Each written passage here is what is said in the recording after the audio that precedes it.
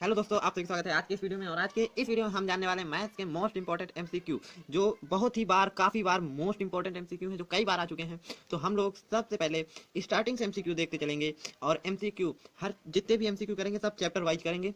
इस पे एमसीक्यू को हमने 3 पार्टों में डिवाइड किया हुआ है। इसके पहले वीडियो पे हम लोग लगभग त्रिकोणमिति तक हम लोग इसके पूरे एमसीक्यू खत्म कर लेंगे। उसके बाद दूसरे वीडियो में त्रिकोणमिति से लेकर के पूरा चैप्टर खत्म करने, पूरी बुक खत्म करने की कोशिश करेंगे। और जो तीसरा वीडियो होगा उस पर हम लोग क्या करेंगे कि जो हमारे एमसीक्यू हैं उनकी प्रैक्टिस करेंगे। उस पर आपको चैप्टर वाइज नहीं बल्कि मिक्स, जैसे पहला क्वेश्चन चैप्टर 4 से है तो दूसरा 3 से है, 5 से है, इस तरह करके आपको बहुत सारे एमसीक्यू की हम प्रैक्टिस करवाएंगे। ठीक है, तो पहले एक तरफ से पढ़ेंगे फिर बाद में प्रैक्टिस करेंगे। ठीक है, तो आज के इस वीडियो को शुरू करते हैं। चलिए, और उससे पहले आप सभी को बता दें कि आप सभी के लिए हमने एक व्हाट्सअप चैनल बनाया है जिस पे आप ज्वाइन हो सकते हैं। आप वहां से जा करके वहां पास आपको पीडीएफ नोट्स मिल जाएंगे हर एक चैप्टर की। और इसके साथ साथ पीडीएफ नोट्स के साथ साथ आपको वहां पास बहुत सारे एमसीक्यू जो ऑब्जेक्टिव क्वेश्चन हैं उनकी बड़े डालते रहते हैं, जो आपको एग्जाम के लिए बहुत हेल्पफुल रहेंगे। चाहे आपका हिंदी का पेपर हो, इंग्लिश का हो, चाहे जिसका हो, हर सब्जेक्ट से रिलेटेड एमसीक्यू वहां पढ़ते हैं। तो ठीक है, चलिए शुरू करते हैं इस वीडियो को एक मोटिवेशन के साथ। ठीक है, चलिए। बुरा हो यदि वक्त तो हर व्यक्ति साथ छोड़ देता है, अरे ये तो दुनिया का दस्तूर है। कि अरे ये तो दुनिया का दस्तूर है, कामयाबी में सारा जमाना और मुश्किलों में अकेला इंसान होता है। ओके, तो चलिए अब शुरू करते हैं हम लोग मोस्ट इंपॉर्टेंट एमसीक्यू। ठीक है, देखिए सबसे पहले बात करते हैं। अगर हम लोग बात करें तो पहले चैप्टर जो हमारा रियल नंबर है उससे कैसा एमसीक्यू आ सकता है, वो है जैसे आपको दिया होगा HCF 306,657 इक्वल 9 है, तो एलसीएम बताइए 306 और 657 का क्या होगा। यहाँ पास आपको इसी प्रकार दिया होगा। ठीक है, तो आप याद करिए वन शॉर्ट में। और जब हमने इस चैप्टर को पढ़ा था तब हमने एक फॉर्मूला बताया था कि पहली संख्या गुणे दूसरी संख्या, ठीक है, दूसरी संख्या बराबर क्या होता है, पहली संख्या गुणे दूसरी संख्या बराबर होता है LCM गुणे HCF, यही होता है।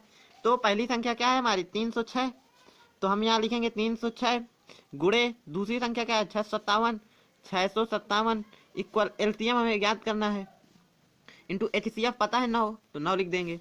अब इसको इधर लाएंगे 306 गुणे 657 बराबर LCM। ओके, यहाँ बटे में 9 आ जाएगा, 9 से इसको काटेंगे तो 9 त्रिक 27 हो जाएगा और 9 चौक 36 हो जाएगा। ठीक है, यहाँ पास क्या आ जाएगा 34 गुणे 657 बराबर LCM।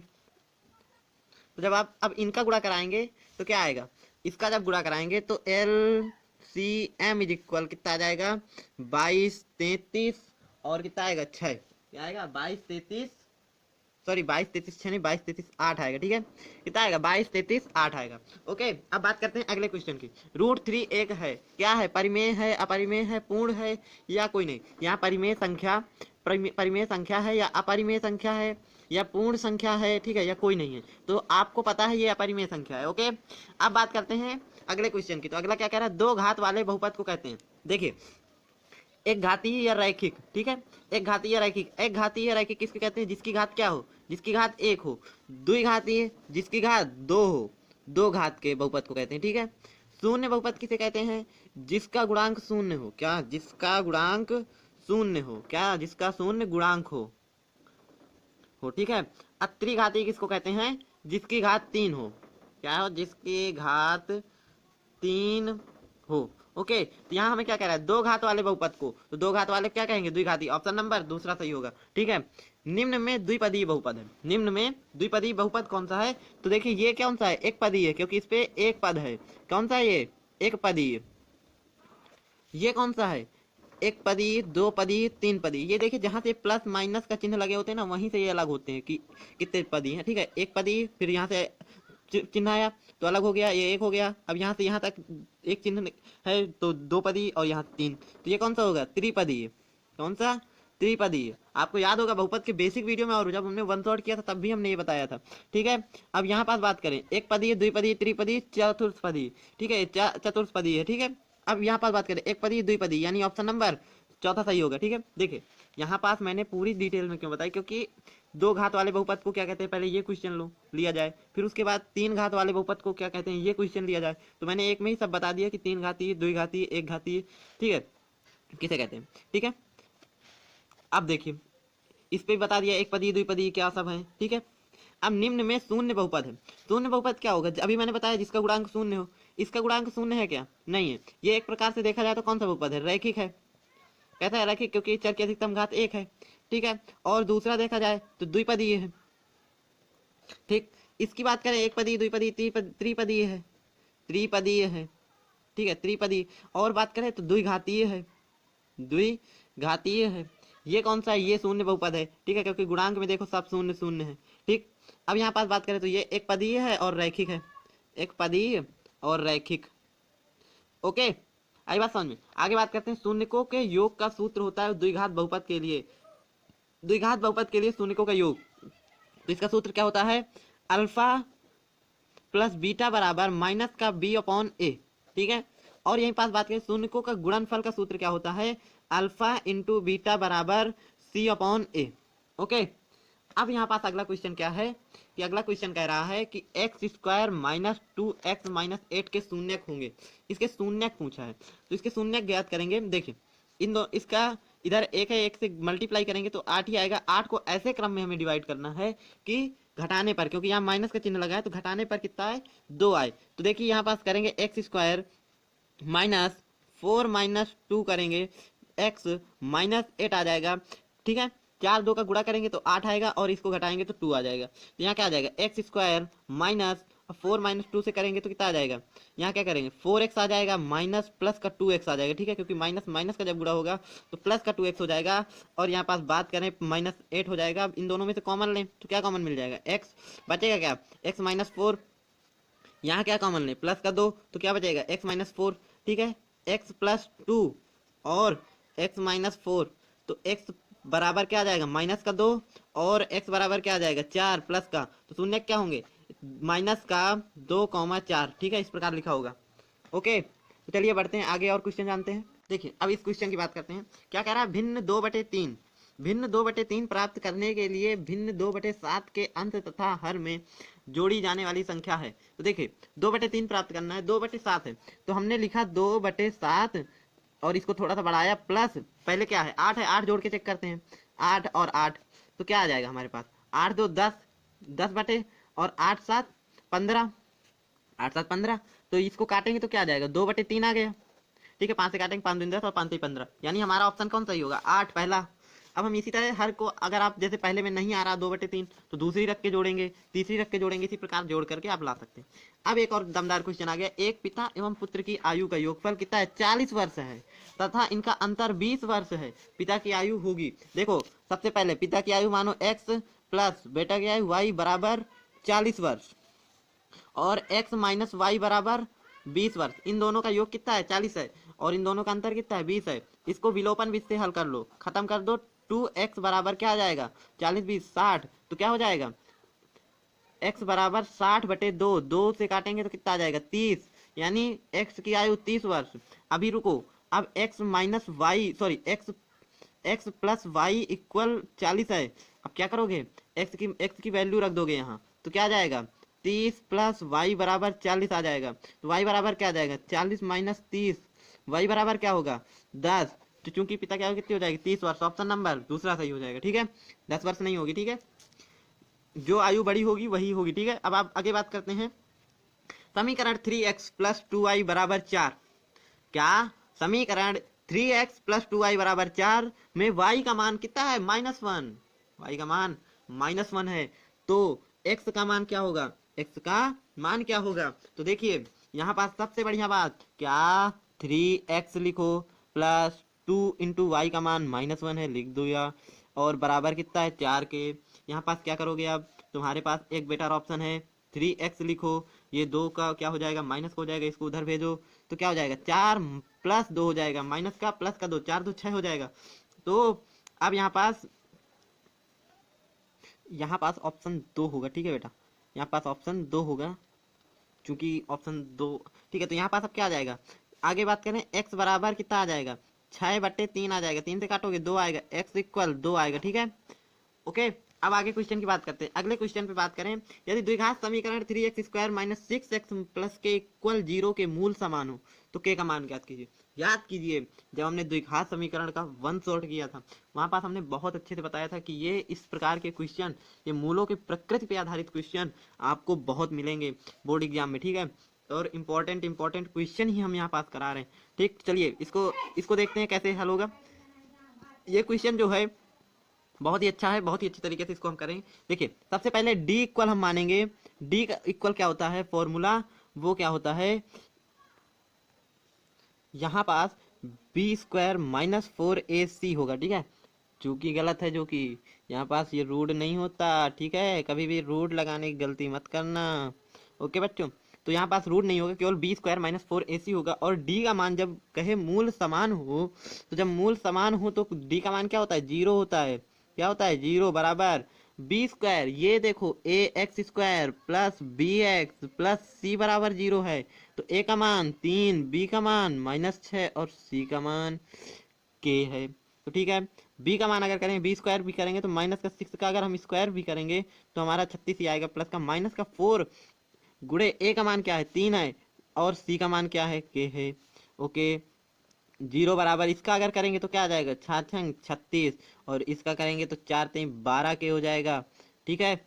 अब 12 के को उधर भेज दो क्योंकि ये माइनस का है, तो 12 के इक्वल 36 हो जाएगा, के इक्वल 36/12 हो जाएगा। अब उकरो 12 के 12 12 36 आ जाएगा, तो के इक्वल क्या आ जाएगा, 3 आ जाएगा। क्या आया, ऑप्शन नंबर ए सही होगा। ओके, आगे बात करते हैं। ये देखो एक बहुत धांसू क्वेश्चन, दमदार क्वेश्चन, जबरदस्त क्वेश्चन आ गया। 1/x² + 5 और 1/9 में x का मान क्या होगा, प्लस माइनस का 1 होगा, प्लस माइनस का 2 होगा, प्लस माइनस का 3 होगा, प्लस माइनस का 4 होगा। तो चलिए इसको करते हैं। देखिए ऊपर ऊपर का खत्म कर दो, x² + 5 बराबर 9। जब ऊपर दोनों समान हो, इक्वल में हो और समान हो तो वो कट कर दिए जाते हैं, ऊपर हो या नीचे हो, हर में हो या अंश में, अगर सब में है समान तो कट कर देते हैं, ठीक है। ओके, या फिर आप इसका क्रॉस मल्टीप्लाई करा के भी कर सकते हैं, ठीक है।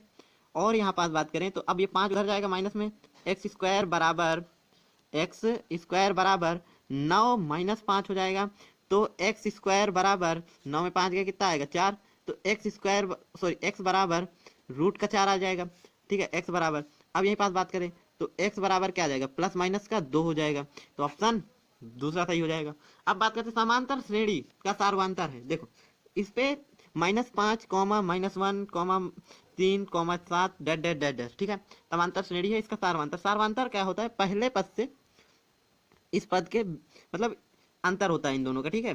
तो देखिए अगर हम देखें तो पहले अगर हम इस पे क्या जोड़ दें कि ये आ जाए, पहले अगर हम 4 जोड़ते हैं तो -5 और -5 में अगर हम +4 जोड़ेंगे तो क्या आएगा, -1 आएगा।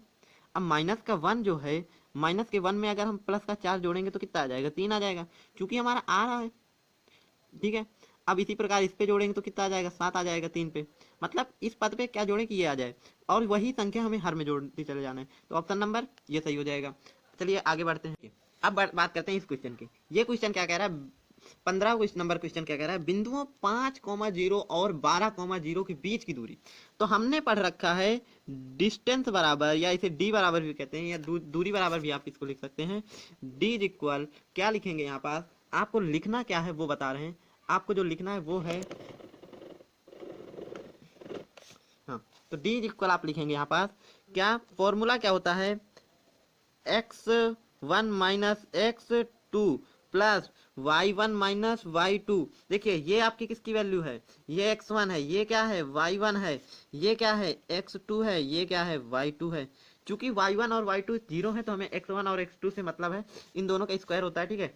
डी इक्वल अंडर रूट में लिखेंगे, x1 की वैल्यू 5, माइनस और प्लस का हो जाएगा क्योंकि माइनस का है, यहाँ माइनस है, माइनस माइनस प्लस हो जाएगा, ठीक है। तो प्लस का 12, इन दोनों को जोड़ के स्क्वायर कर दो, डी इक्वल और इसका कितना आ जाएगा, 12 5 17, ठीक है, 17 का स्क्वायर, तो स्क्वायर से रूट खत्म, तो डी इक्वल यानी दूरी इक्वल कितना आ जाएगा, 17 मात्रक, ठीक है। ऑप्शन में 17 मात्रक होगा, वो टिक कर दीजिएगा।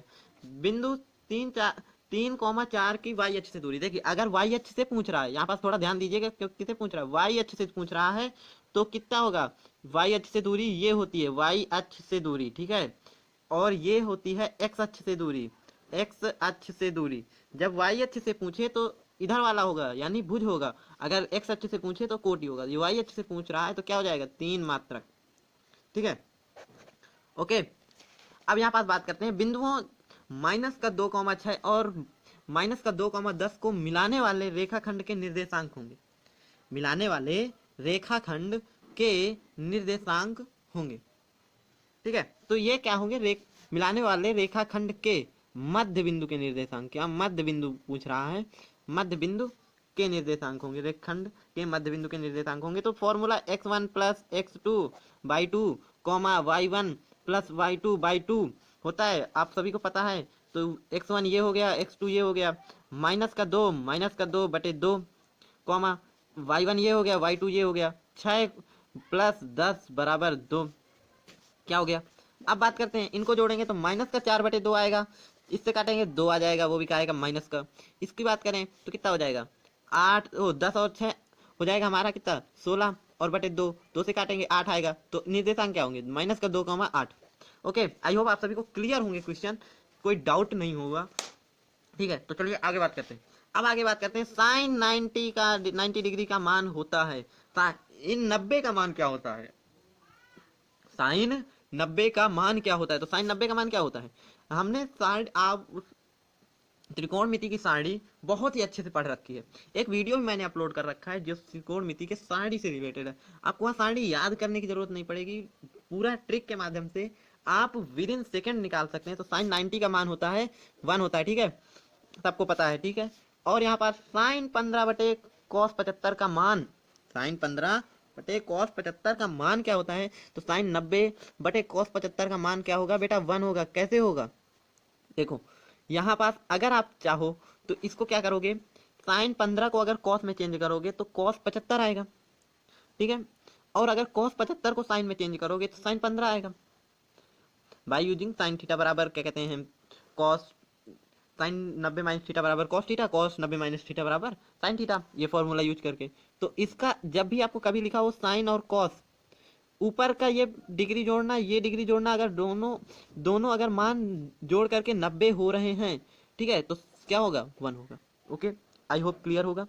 एक और जबरदस्त क्वेश्चन आ गया, कॉस थीटा बराबर 1 है तो कॉट थीटा बराबर बताओ। देखो यहाँ पास आपको इस तरह क्वेश्चन में आपको सारणी का जो फॉर्मेट बताया था ना वो बहुत इंपॉर्टेंट है, क्योंकि यहाँ पास देखो कॉट थीटा है, वो सॉरी कॉस थीटा है, कॉस थीटा बराबर 1, तो कॉस थीटा में 1 कब होता है, तो जब होता है कॉस थीटा बराबर कॉस 0 डिग्री का मान होता है 1, तो कॉस से कॉस खत्म, थीटा इक्वल कितना आया 0, यानी थीटा बराबर 0, तो थीटा का मान कितना है 0, तो कॉट 0 डिग्री का मान क्या होगा, कॉट 0 डिग्री का मान क्या होगा, आई बात समझ, कॉट 0 डिग्री का मान क्या होगा। तो फॉर्मूले के अकॉर्डिंग अगर हम बात करें तो कॉट क्या होता है cos upon cos 0 degree upon sine 0 degree, sine 0 degree, तो कॉस 0 डिग्री का मान दे रखा है 1 होता है, और साइन 0 डिग्री का मान क्या होता है, साइन 0 डिग्री का मान 0 होता है, तो 1/0 का मान क्या होगा इनफाइनाइट, तो इसका मान क्या आएगा इनफाइनाइट। ओके, और यहीं पास बात करें, और कॉस 0 की जो वैल्यू होती है वो इनफाइनाइट ही होती है। ठीक है, कॉस स्क्वायर ए बराबर 1/2, तो साइन स्क्वायर ए का मान ज्ञात कीजिए। यहाँ पास आप साइन स्क्वायर ए बराबर फॉर्मूला लगाएंगे 1 माइनस कॉस स्क्वायर ए, तो क्या आ जाएगा, तो इसके बाद अगर बात करें तो क्या आएगा इसके इक्वल में, तो 1 माइनस कॉस स्क्वायर की वैल्यू दे रखी है 1/2, 1/2 रख दो, इसका एलसीएम ले लो 2 आएगा, यहाँ पास बात करें तो 2 आ जाएगा और माइनस में 1 आ जाएगा, तो 1/2 आएगा इसका आंसर। ठीक है, क्या आएगा 1/2। ओके, कैलकुलेशन है थोड़ी आप करिए, थोड़ी हम कर रहे हैं थोड़ी आप करिए, क्योंकि कैलकुलेशन आपको बोर्ड एग्जाम में कैलकुलेशन स्वयं करनी पड़ेगी, वहाँ आप कैलकुलेटर का यूज नहीं कर सकते। ठीक है, तो आगे बात करते हैं ना। हाँ, आगे अगर बात करें तो साइन है, साइन कॉस। अब बात करते हैं बिंदु -2, -3 किस चतुर्थांश में स्थित है। ये थोड़ा सा प्रैक्टिकली कुछ, अब थोड़ा सा पीछे का रिवीजन भी करते चलते हैं। किस चतुर्थांश में स्थित है, देखो माइनस माइनस माइनस माइनस किस में होते हैं बेटा, तीसरे में होते हैं माइनस माइनस।